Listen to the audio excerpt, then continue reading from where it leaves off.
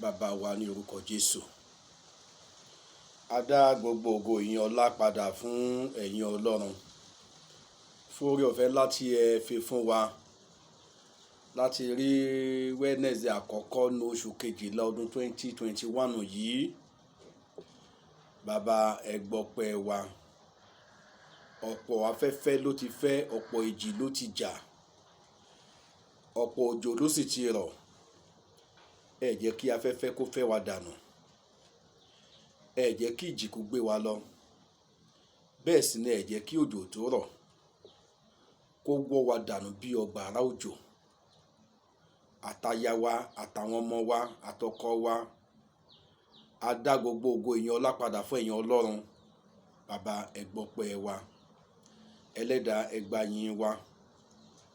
A fẹ́ lọ sínú ọ̀rọ̀ rẹ, Olúwa bá wa lọ.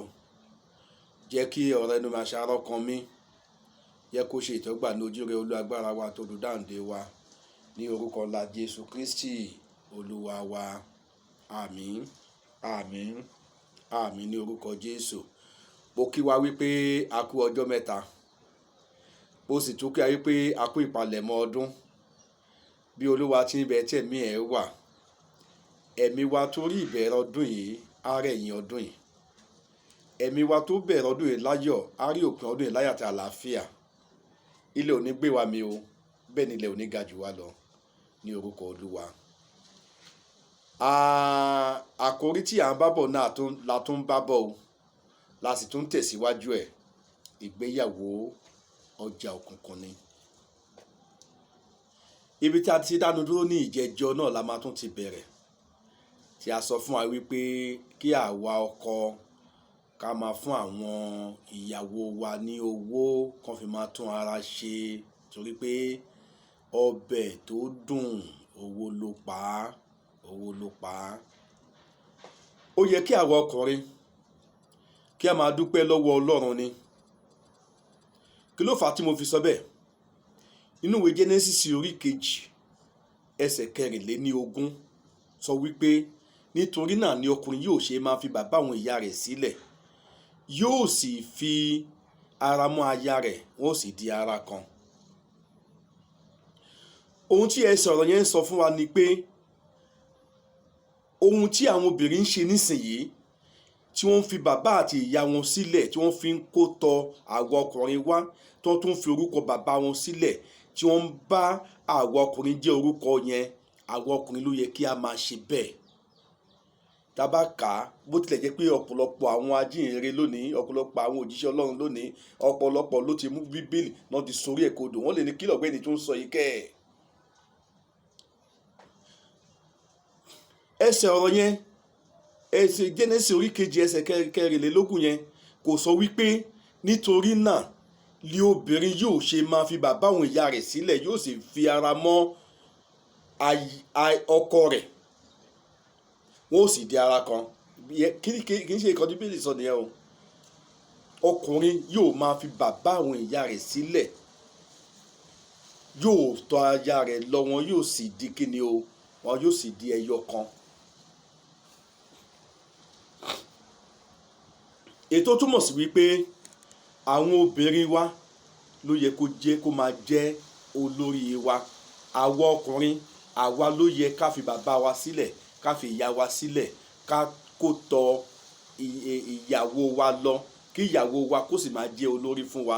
Ṣùgbọ́n nígbà tó di Genesis orí kẹta, tí ejò tí a mọ̀ sí èṣù nísìnyí fún ìyá wa Éfà ní èso tí Ọlọ́run ti pa láṣẹ pé wọn kò gbọdọ̀ jẹ, tí ó jẹ, tó dẹ̀ tún fún ọkọ Ádámù èjẹ, tí wọ́n sì jẹ, tí ojú wọn méjì sì là, wọ́n tẹ òfin Ọlọ́run mọ́lẹ̀. Ọjọ́ tí wọ́n tẹ òfin Ọlọ́run mọ́lẹ̀, ọjọ́ náà ni wọ́n fi imú gbòòrùn iná, wọ́n fi imú gbòòrùn ara wọn, ipe nínú ilẹ̀ náà wọ́n ti jáde, nínú ilẹ̀ náà yóò, nínú erùpẹ̀ náà yóò padà sí. Ọlọ́run wá fún ọ ní ìdájọ́ tó yẹ fún kálukú. Ó fún ejò, ó fún ní tiẹ̀. Ó fún Ádámù, ó fún ní tiẹ̀. Ó wá fún Éfà tó jẹ́ ìyá ńlá wa, ó fún ní ìdájọ́ tiẹ̀ níwé Genesis orí kẹta ẹsẹ̀ 24. Fún obìnrin náà ló wí pé èmi ò sọ ìpọ́njú àti ìlóyún rẹ di púpọ̀. Ní ìpọ́njú ni ó máa bímọ lọ́dọ̀ ọkọ rẹ, ní ìfẹ́ rẹ yóò sì máa fà sí, òun yóò sì máa ṣe olórí rẹ. Ìyà ẹ̀ṣẹ̀, èso tí àwọn baba ńlá wa àti ìyá ńlá wa jẹ ló yí ẹsẹ̀ ọ̀rọ̀ tí Jẹ́nẹ́sì orí 2 ẹsẹ̀ 24 yẹn, òun ló yí padà, tí ọkọ fi jẹ́ olórí lónìí, tó fi jẹ́ olórí ilé lónìí, tó fi jẹ́ olórí aya lónìí. Ẹ jẹ́ kí a wo àwọn orílẹ̀-èdè, ní ibi tí àwọn obìnrin ló jẹ́ pé àwọn ni aláṣẹ, àwọn olórí ilé. Jẹ́ pé lórí ẹ̀ṣẹ̀ kékeré kan tí aya wọn bá ti lè pe bóyá 911 ni àbí ọkàn tó ti lè pè wọ́n lójú ẹsẹ̀, ọkọ yẹn pé òun ló kọ́lé, ó lè sọ de ọláìnílé mọ́kàn lọ pé kókò nílé yẹn kíyà kó di láńlẹ́dì ilé yẹn. Wọ́n lè sọ wípé owó tí ẹni yẹn ń gbà, bóyá pé for instance ọkọ ń gba 1000 naira lóṣù, wọ́n lè sọ wípé kí ó máa fún ìyàwó yẹn ní 800 naira láti ọjọ́ yẹn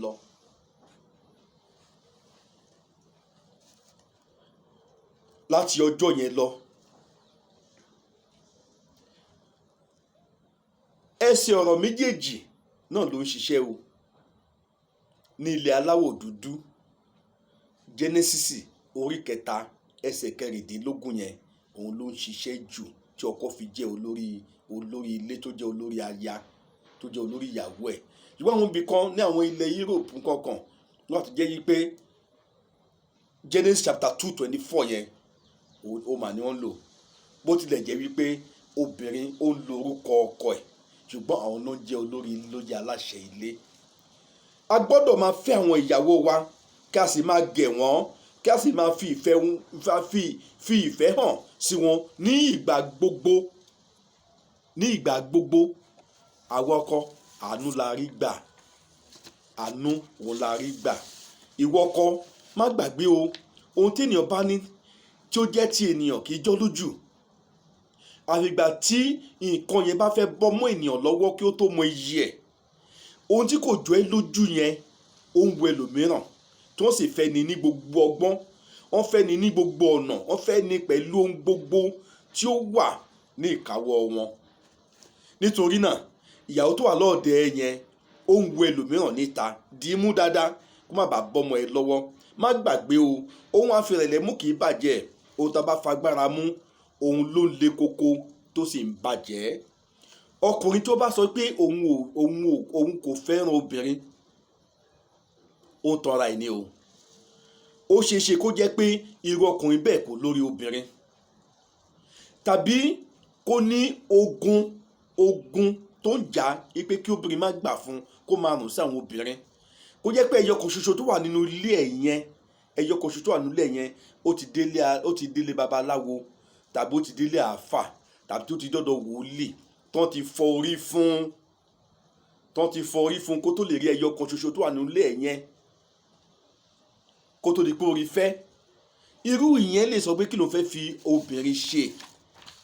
Irú ìyẹn ẹnìyẹn ó lè sọ bẹ́ẹ̀ pé kí ló fẹ́ fi obìnrin ṣe, pé òun ò fẹ́ràn obìnrin, òun láìkí obìnrin. Ṣùgbọ́n in a normal situation, nǹkan tẹ́ ń gbẹ́ lọ́nu yìí ṣàṣà ní òjíṣẹ́ Ọlọ́run tẹ́ máa gbọ́ lẹ́nu ẹ̀. Kò sí ọkùnrin tí kò fẹ́ràn obìnrin, kò sí ọkùnrin tí kò fẹ́ràn obìnrin. Ibà yìí ni máa ti fi àdàgbà ètò tòní náà rọ̀ sí. Tó bá tún di ọ̀sẹ̀ tó ń bọ̀, ẹlẹ́mìí ò ní gbà o. Bí Olúwa ti ń bẹ tí ẹ̀mí ẹ̀ wà, a máa pàdé ra wa láyé àti àlàáfíà. Ọdún tó ń bọ̀ tá à ń wò lọ́kọ̀ọ̀kan yìí, a máa fayọ̀ ṣe é. Àtàwa, àtaya, àtàwa, àtọkọ, àtàwa, àtọmọmọ, àtàwa, àtayọmọ, àtọkọmọ, a ò ní yọ sọnù bí ọwọ́. Lórúkọ Jésù, ìpàdé wa ní ọjọ́ mẹ́jọ bí oyin bí adùn, ní orúkọ Jésù Olúwa wa. Till next week, remain blessed and remain safe in Jesus' mighty name. Amen. Amen. Amen.